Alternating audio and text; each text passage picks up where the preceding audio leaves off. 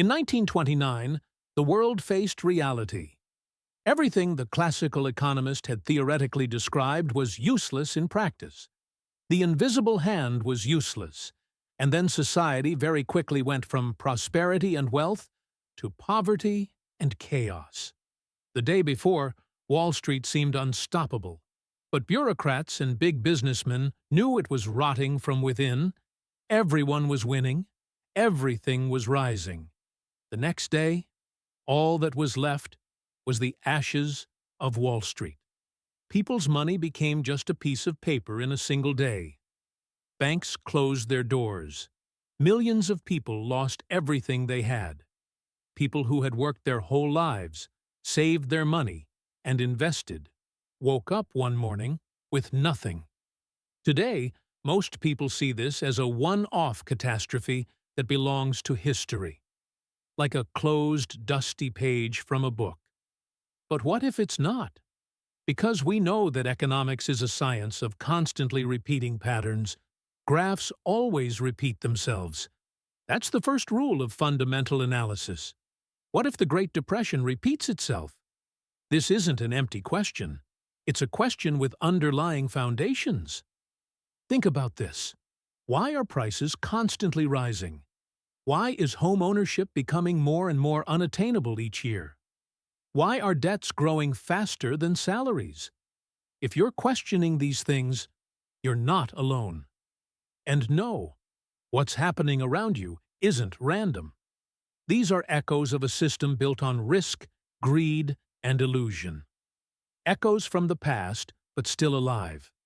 And the same things happened during the Great Depression until the bubble burst. Before we continue, let's do something small. Write in the comments where you're watching from and what time it is right now. It makes me proud to see how many different corners of the world these videos are watched in. If you like this kind of content, don't forget to subscribe. Because the story we're going to tell today this will seriously change what you know about money, markets, and power. Now, let's go back to 1929. In those years, the world was practically a period where people lived in prosperity. Investors never lost. They constantly won, and they got tired of winning. The same things Trump said last year were happening then. Stock prices were constantly rising. The charts always showed an upward trend. And this wasn't just a game for the rich. Teachers, farmers, mechanics, ordinary people were entering the stock market by taking out loans. Everyone was playing the rising market. Newspapers called it the new age of wealth. Sound familiar? Everyone believed that the old rules no longer applied. This time it's different, they said. Technology was booming. Credit was cheap. Politicians were promising endless growth. But behind the scenes, it was always the same cycle. Debt upon debt. And the only thing holding it all together, trust. In the years leading up to the collapse, speculation wasn't limited to stocks. The real estate market inflated. Banks handed out loans recklessly. Companies inflated their profits, creating a false sense of inflation. Companies weren't producing value or profitability, but they were pretending to. In reality, they were all drowning in debt. But, as I mentioned earlier, the reason the markets were rising was that companies were somehow inspiring confidence and engaging in speculation. The public, in this abundance, began to spend more, borrow more, and buy luxury goods on installment plans. Then suddenly, in October 1929, panic spread. People learned through the media that companies weren't producing value, but were speculating. Then investors suddenly began selling their shares and financial assets. Nobody wanted to be the last one standing. Prices collapsed. Within days, billions of dollars in wealth became just a piece of paper. The system that once seemed invincible cracked, and its emptiness was revealed. But here's the crucial point. The collapse wasn't the cause of the Great Depression. It was only a symptom. The real problem was in the structure of the economy. The system was wrong. The wheels of capitalism had stopped turning. It was essential to change the system and introduce new innovations. Too much debt, too little real income, and excessive confidence in emerging markets. Now honestly, ask yourself, doesn't this picture remind you of today? To understand what we are experiencing today, it's enough to look back to 1929. Because although the conditions seem to have changed, the basic structure hasn't changed at all. Back then, there were telegraph tapes. Today, there are trading apps, crypto charts, and instant notifications. The tools are different, but the human mind that makes the decisions is the same. In 1929, people were becoming shareholders in companies they didn't know the details of, and yet they were able to make money. Today, the situation is not much different. Meme stocks, NFTs, crypto bubbles. The names change, but the psychology remains the same. Fear of missing out, the dream of easy money, and the thought, if everyone else is making money, why shouldn't I? When prices rise, people think they're clever. When they fall, they realize they're just lucky. That's what happened in 1929, and that's exactly what economists fear today. Because modern economies are based on consumption, it's built on trust. But consumption depends on trust, and trust is much more fragile than we think. People borrow when they believe the system is strong. They spend. They invest. But when doubt sets in, everything ends. Credit is cut off. Spending falls.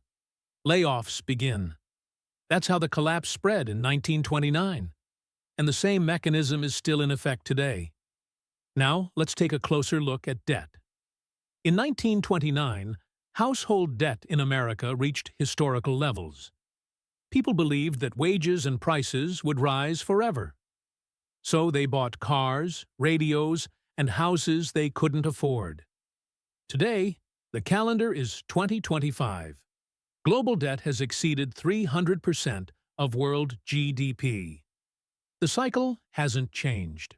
We are still spending tomorrow's money to live today. Back then, banks marketed risky loans as opportunities. Today, the same thing is being done with more complex financial products. The tools have changed, but the behaviors haven't.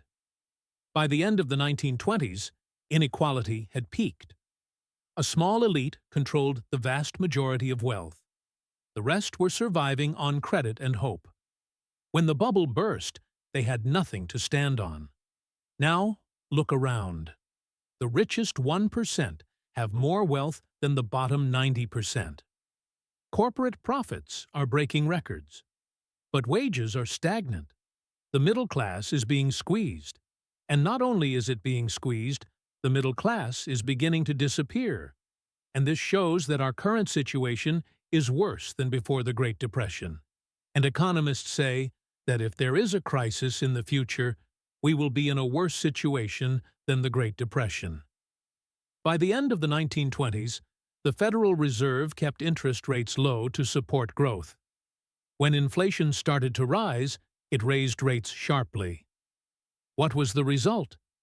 Credit markets were choked. Liquidity dried up. Panic was triggered. Today, central banks are in the same dilemma. Will they print more money to keep the markets afloat? Or will they raise interest rates to control inflation? Both options have serious consequences. History doesn't repeat itself exactly, but it echoes in slow motion. Then there's the issue of speculation. In 1929, people were investing in assets they didn't understand, just because everyone else was doing it. We see the same thing today. As prices rise, risk becomes invisible. As optimism increases, vulnerability grows. And we must not forget this fact. The real danger is not the collapse itself. It's what happens when trust is lost. Because if no one believes the system will survive, No one will continue playing the game, and systems collapse when people stop playing. What made the Great Depression so devastating wasn't just financial. The real devastation was psychological. People didn't just lose their money. They lost faith in the system. They lost confidence in the future. In 1929, the collapse began in the stock market. But it didn't stop there. First, it spread to the banks, then to the companies, then to the streets. Banks closed their doors one by one. Deposit holders were turned away at the door with nothing. People who had saved money their whole lives were suddenly wiped out. This wave of panic crippled the economy. Nobody wanted to spend. Nobody wanted to invest. Everyone tried to hold on to their money, and this behavior deepened the collapse even further. A financial panic turned into a full-fledged social crisis. Governments tried to contain the situation, but the tools they used were insufficient. In fact, they often made the situation worse. They cut spending to balance the budget. They raised tariff walls to protect industries. And they watched unemployment explode. Because they feared short-term chaos, they created a long-term catastrophe. The problem with democracy is that politicians are constantly forced to think short-term because of elections. And if you don't think long-term, the impending crisis becomes long-term. The Great Depression led to a decade of hunger, poverty, and destitution. It permanently changed the economy, politics, and faith in capitalism. But what's disturbing is this. We see the same reflexes today. When cracks appear, politicians reach for the same tools again. Printing money, lowering interest rates, and saying everything is under control. The symptoms are treated, not the causes. The global economy today rests on debts that are almost impossible to repay. It is kept afloat by central bank interventions and people's faith. But that faith is fragile. When it breaks, history doesn't repeat itself exactly. It rhymes. In 1929, the financial system was smaller, yet it brought millions to their knees. Today, the system is global. A shock in one country spreads to other continents in seconds. This multiplies the risk. What happened in 1929 was not just a financial failure.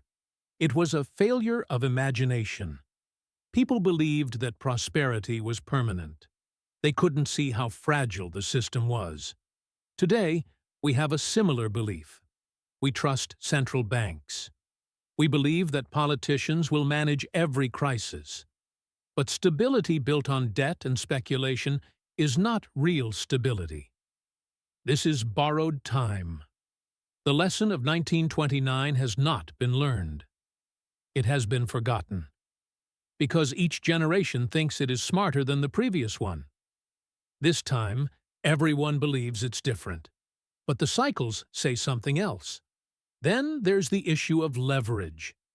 In 1929, investors were buying 90% of their stocks with debt. Even when prices fell slightly, there were calls for collateral. These calls triggered sell-offs. Sell-offs drove prices down even further, and a deadly downward spiral began. Today, leverage is more hidden.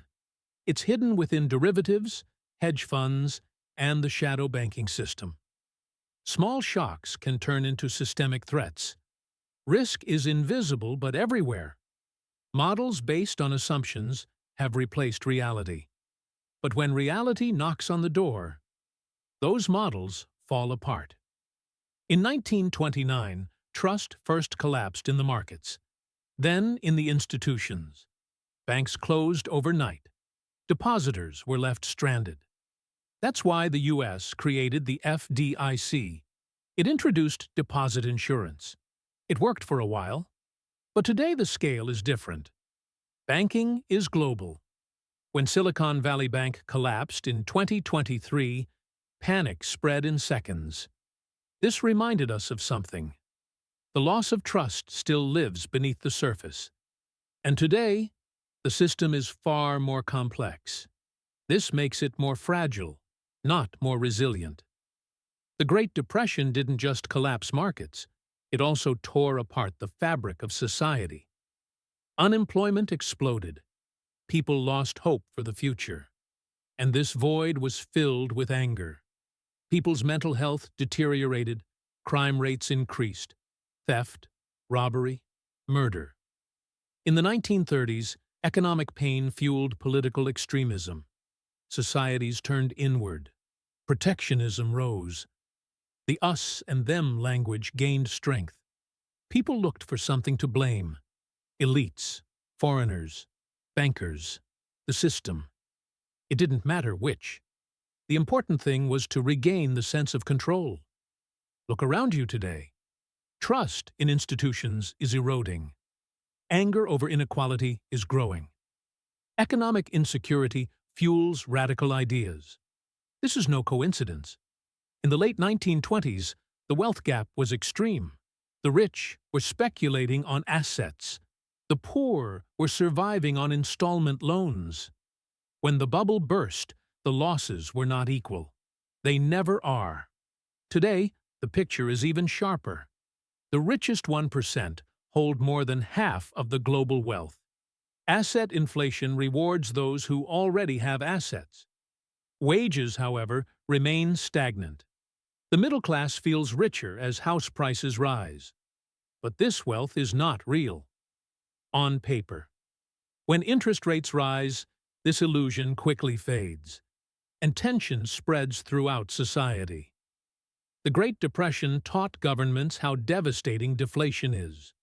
When prices fall, people don't spend. Businesses don't invest. Unemployment increases in a chain reaction. That's why modern economies have chosen to tolerate inflation, even normalize it.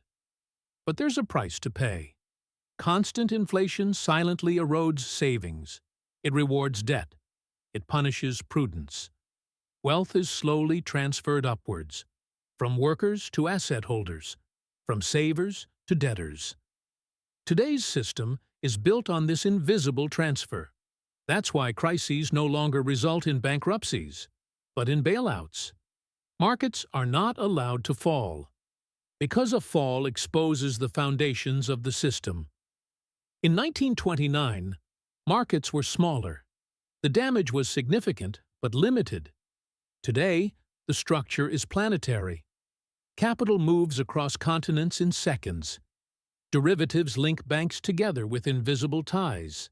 These links were created to generate prosperity, but now they amplify risk.